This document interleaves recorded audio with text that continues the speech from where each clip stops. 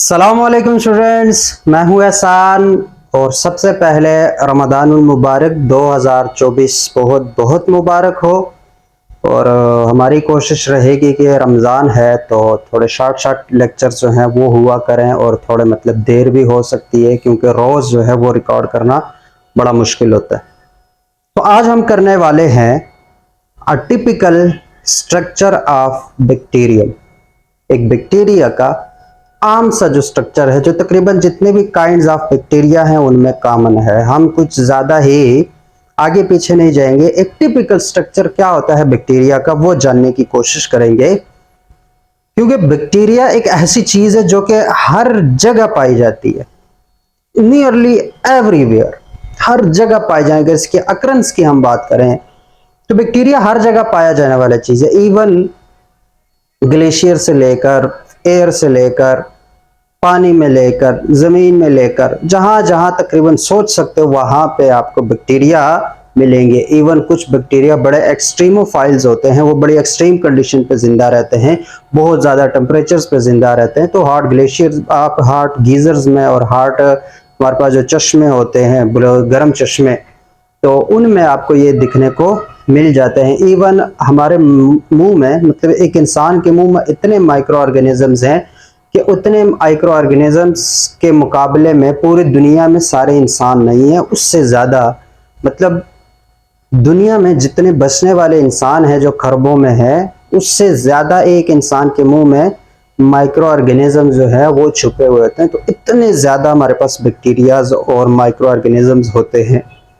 तो फिर ये जो बैक्टीरिया है, इस बैक्टीरिया का जो टिपिकल स्ट्रक्चर होता है वो कैसे होता है, एक बैक्टीरिया आमतौर पर कैसे होता है, उस चीज को हम सीखने की कोशिश करेंगे। और वन बाय वन, किसी चीज की टेंशन नहीं लेनी कि कोई चीज जो है वो हमसे रहेगी, क्योंकि ये काफी हमारा लंबा लेक्चर होगा, पता नहीं कितने पार्ट्स में ये डिवाइड होगा। लेकिन सबसे पहले हमने देखना है टिपिकल स्ट्रक्चर ऑफ बैक्टीरिया।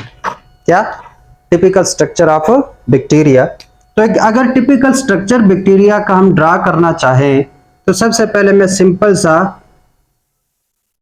ऐसे एक रॉड शेप चीज बना लेता हूं। ठीक है, ये हम डिस्कस करेंगे कि बेसिक जो हमारे पास शेप्स है बैक्टीरिया के वो तीन होंगे। कुछ हमारे पास कोकस होंगे, कुछ बेसिलस होंगे, और कुछ हमारे पास स्पाइरलाई होंगे। लेकिन उस तरफ हम नहीं जा रहे, हमने सिंपल अभी मैंने एक मेम्ब्रेन जो है वो ड्रा कर ली। इसको बोलते हैं सेल मेम्ब्रेन। इसको क्या बोलते हैं? Cell membrane. सेल मेम्ब्रेन के जो किसी भी बैक्टीरिया के सेल मेम्ब्रेन के बाहर जो हमारे पास सरफेस होगा उसको बोलेंगे सेल वॉल। ये जो ब्लू में मैं ड्रा कर रहा हूं ये क्या है हमारे पास? Cell wall. ठीक हो गया। और सेल वॉल इनका किसका बना होता है, ये चीज हम ऑलरेडी पढ़ चुके हैं, पेप्टिडोग्लाइकन का बना होता है। बैक्टीरिया है, सबसे अंदर हमारे पास सेल मेम्ब्रेन है, उसके बाहर हमारे पास सेल वॉल है। और बैक्टीरिया में सेल वॉल के बाहर भी हमारे पास एक चीज होती है, एक हमारे पास स्ट्रक्चर होता है, एक कवरिंग होती है। तो वो भी ड्रा कर लेते हैं ग्रीन से ऐसे। मतलब सेल वॉल के बाहर भी हमारे पास बैक्टीरिया के ऊपर एक कवरिंग होती है। इसको थोड़ी सी मोटी बना देते हैं ताकि थोड़ा सा वाजे हो कि ये हमारे पास अलग से एक कवरिंग है।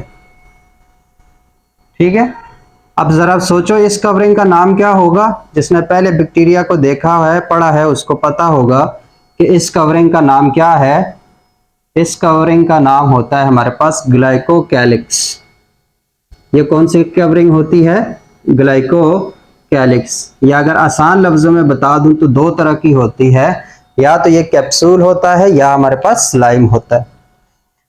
और इन तीनों को मिला के अब जो कुछ है इस सेल मेम्ब्रेन के अंदर, वो प्रोटोप्लाज्म जो है वो सेल के अंदर का पार्ट है, वो साइटोप्लाज्म है।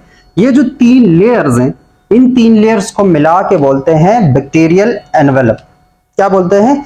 Bacterial cellular envelope. कि बैक्टीरियल का जो सेल है उसका एक एनवेलप है, उसका लिफाफा है, सेल इसके अंदर है। तो वो उस बैक्टीरियल एनवेलप के अंदर तीन तरह की लेयर्स आती है, सेल मेम्ब्रेन, सेल वॉल और ग्लाइकोकैलिक्स, या फिर कैप्सूल और स्लाइम।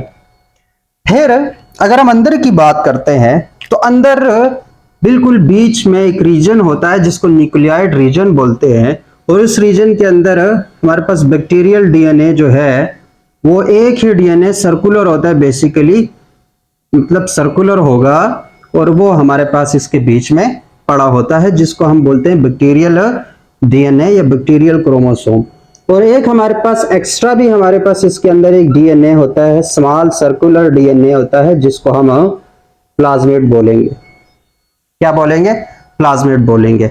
इसके अलावा ये जो पूरा साइटोप्लाज्म है, ये न्यूक्लियाइड रीजन थोड़ा लाइटर वर्जन होता है, थोड़ा लाइट होता है, जबकि बाकी जो जगह है वो थोड़ा डेंस्ड होते हैं हमारे पास। उसके अंदर कई तरीके के हमारे पास चीजें होती हैं, जिसमें सबसे ज्यादा हमारे पास क्या है?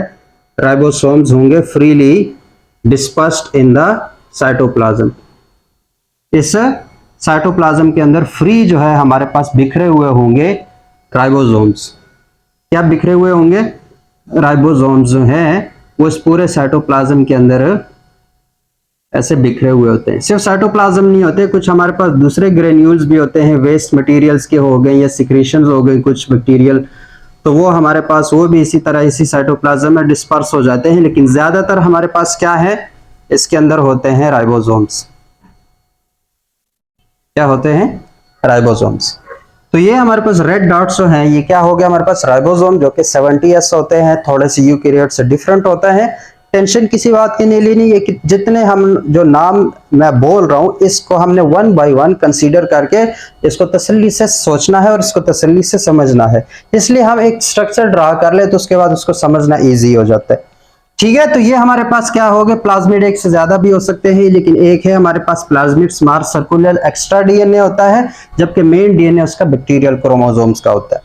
उसके अलावा अगर हम इंपॉर्टेंट बात करें तो बैक्टीरियल अपेंडेजेस हमारे पास रह गए। बैक्टीरियल अपेंडेजेस क्या होता है कि इस मेम्ब्रेन से बाहर जो चीजें निकली होंगी उनको बैक्टीरियल अपेंडेजेस बोलते हैं। और इसमें सबसे पहले हमारे पास एक रह गया यहाँ पे फ्लैजिला, जो बड़ा सा होगा। क्या रह गया हमारे पास? फ्लैजिला।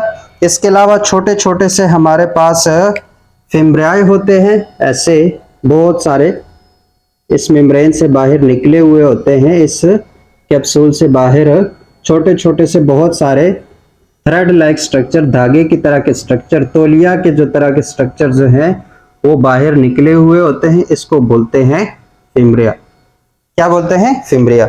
और फिम्ब्रिया के अलावा भी इसके अंदर एक और तरह का स्ट्रक्चर होता है जो कि बाहर निकला होता है, थोड़ा सा लंबा होता है, ऐसे या फिर ऐसे करते, तो इसको बोलते हैं पिलाई, या एक हो तो पाइलस, एक हो तो पाइलस। इस तरह अगर फ्लैजिलम एक हो तो फ्लैजिलम, ज्यादा हो तो फ्लैजिला। तो ये हमारे पास एक टिपिकल स्ट्रक्चर ऑफ बैक्टीरिया है, जिसके अगर हम इसको थोड़ा लेबल करें, लेबलिंग पे आते हैं तो लेबलिंग कोई मुश्किल काम नहीं है। सबसे पहले क्या लेबल करें?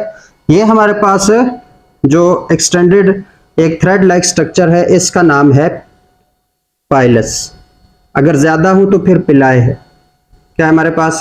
पिलाए। इसी तरह ये एक बैक्टीरियल अपेंडेज है, ये भी बैक्टीरियल सेल से बाहर आया हुआ है, इसको बोलते हैं फ्लैजिलम। क्या बोलते हैं? फ्लैजिलम। बहुत ज्यादा हो तो फ्लैजिला। इसी तरीके से ये जो छोटे छोटे बहुत सारे बाहर को निकले हुए हैं ये भी बैक्टीरियल अपेंडेजेस हैं और इनको बोलते हैं फिम्ब्राई। FIMBRAE, फिम्ब्राई। ठीक हो गया। तो और ये तीनों जो हैं, पिलाई, फिम्ब्रिया और फ्लैजिलम, इनको कलेक्टिवली क्या कहा जाता है? Bacterial appendages. क्या बोला जाता है इनको? Bacterial appendages. तो यहां पे सबसे पहले क्या है? Bacterial appendages. बैक्टीरियल अपेंडेजेस क्या होते हैं हमारे पास? ऐसे स्ट्रक्चर जो कि बैक्टीरियल सेल से बाहर प्रोट्रूड कर रहे होते हैं, बाहर निकल रहे होते हैं, उनको बोलते हैं बैक्टीरियल अपेंडेजेस, जिसमें फ्लैजिलम और पिलाई और फिम्ब्रिया जो है वो इन्वॉल्व होते हैं। उसके बाद और क्या है हमारे पास? ये जो सबसे आउटर हमारे पास लेयर थी बैक्टीरियल इन्वेलप की, वो क्या है हमारे पास? ग्लाइकोकैलिक्स। क्या है हमारे पास? ग्लाइकोकैलिक्स, या इसको हम बोलेंगे कैप्सूल। बाज बैक्टीरिया में ये कैप्सूल होती है, बाज में ये स्लाइम होती है। इसको हम समझेंगे कैप्सूल क्या है और स्लाइम क्या है और ये किस चीज की बनी होती है, तो उसको यहाँ पे नहीं छेड़ना।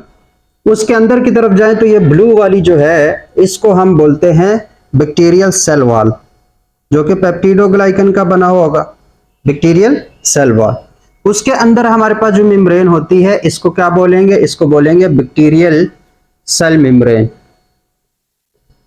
क्या बोलेंगे, बैक्टीरियल सेल मेम्ब्रेन। तो ये हो गया हमारे पास, ये तीनों जो हैं सेल वॉल, ग्लाइकोकैलिक्स और सेल मेम्ब्रेन बैक्टीरिया, इन तीनों को मिला के हम क्या कहेंगे, इन तीनों को मिला के हम बोलेंगे bacterial envelope, bacterial cell envelope.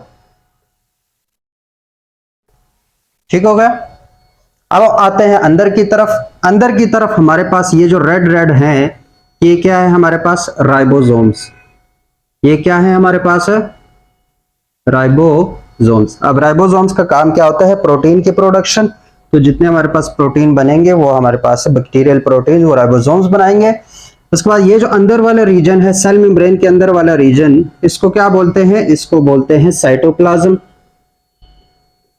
इसको क्या बोलेंगे, साइटोप्लाज्म। उसके बाद ये जो एक्स्ट्रा स्मॉल सर्कुलर डीएनए है, इसका नाम है प्लाज्मिड। बहुत इंपॉर्टेंट डीएनए है, खासतौर पर बायोटेक्नोलॉजी में, प्लाज्मिड। ठीक है। और ये जो हमारे पास डीएनए है इसको बोलेंगे बैक्टीरियल क्रोमोसोम या बैक्टीरियल डीएनए। क्या बोलेंगे, बैक्टीरियल जीनोम, बैक्टीरियल क्रोमोसोम या बैक्टीरियल डीएनए या मेन डीएनए, वो हमारे पास ये वाला होता है। ठीक हो गया। और ये जो रीजन है जहां पे ये बैक्टीरियल डीएनए प्रेजेंट होता है, इस रीजन को क्या बोलते हैं, ये जो लाइट रीजन है इसको बोलते हैं न्यूक्लियोइड रीजन। क्या बोलते हैं, न्यूक्लियोइड रीजन। तो ये हमारे पास टिपिकल एक बैक्टीरिया है, एक टिपिकल प्रोकैरियोट है।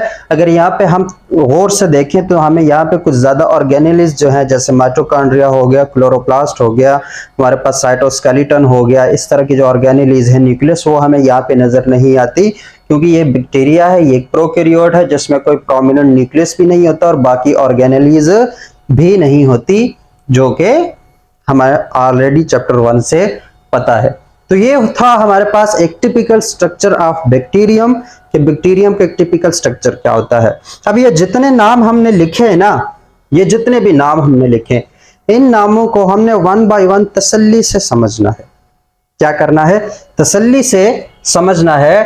तो सबसे पहले हम समझते हैं बैक्टीरियल अपेंडेजेस।